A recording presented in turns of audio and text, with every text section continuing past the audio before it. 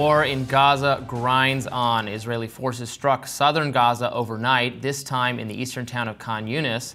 Israel said it was in retaliation for rockets fired the previous day. Now, Israel also said that it provided warnings to the civilian Palestinian population, a population that is on the brink of starvation and living in rubble. The latest attacks come after weeks of pounding nearby Rafah. Now, while U.S. headlines have shifted to domestic politics, we, of course, wanted to check in with Trita Parsi, Executive Vice President of the Quincy Institute on Statecraft, to explain what is going on. Welcome back to the program, Dr. Parsi. Thank you for having me. Yes, thanks for joining us. Please bring us up to speed. What is going on the ground in Gaza? Well, as you mentioned, the Israelis are now going back into Khan Younis. And this is a pattern that we've seen, which is that they've gone in, completely destroyed certain places, claimed that there has been a victory, claimed that they're now moving on to other parts, telling the population to move in this direction or that direction.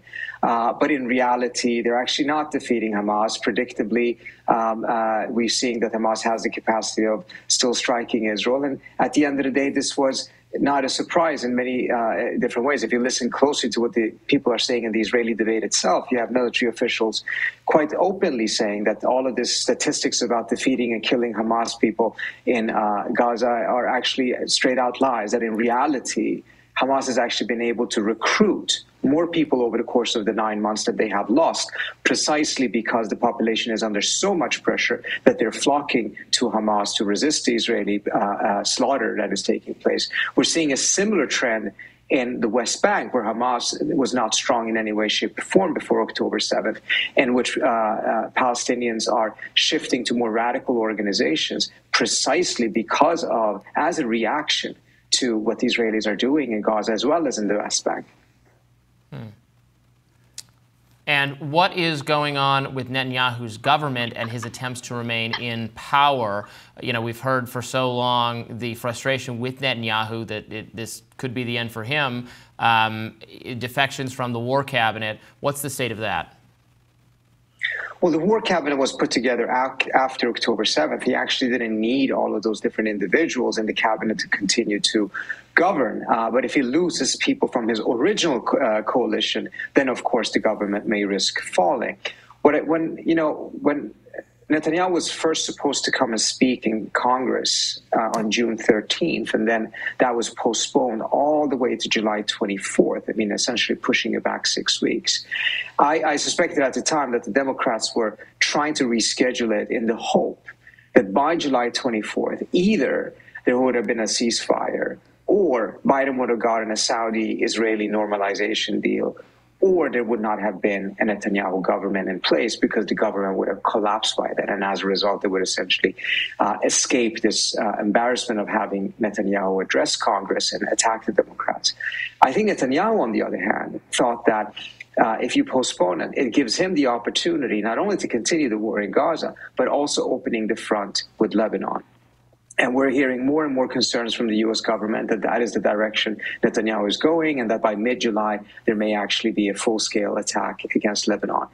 If that is the case, I think we can rest assured that at least one of the considerations of the Netanyahu government is that having this new front war taking place just days before he comes to Washington is perfect timing for his standpoint, because it forces Washington into yet another bear hug of Israel, and they will do so right when he's about to speak in Congress, which then would neutralize a lot of the democratic opposition that exists to him in the U.S. Congress. So we're seeing that, extending the war, opening new fronts are political tools that serve Netanyahu's interest, and there's no sign at this point that his government is closing to any form of collapse, even though several people from the war cabinet had left.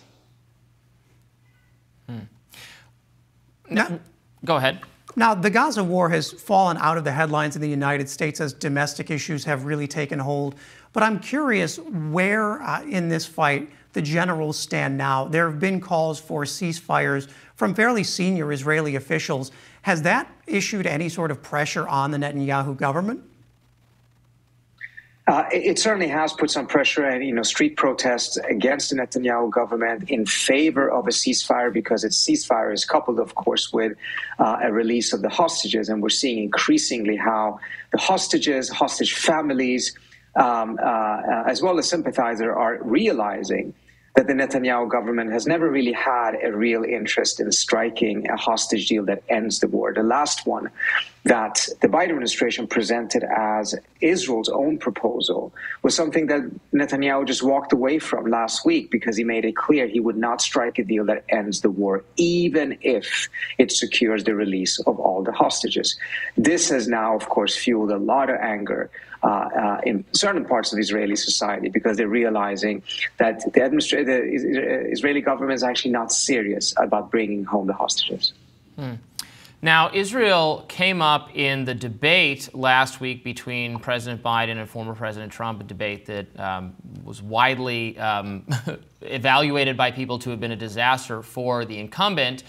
Questions about Israel came up. I found it interesting that neither candidate really wanted to talk about it very much. Trump actually, I think, ended up addressing a question about Ukraine instead, and then circled back to Israel under moderator pressure. He criticized Biden for being pro-Palestine, did not signal what he would do differently. Obviously, there's a lot of dissatisfaction with Biden's policies among his own coalition, among some others.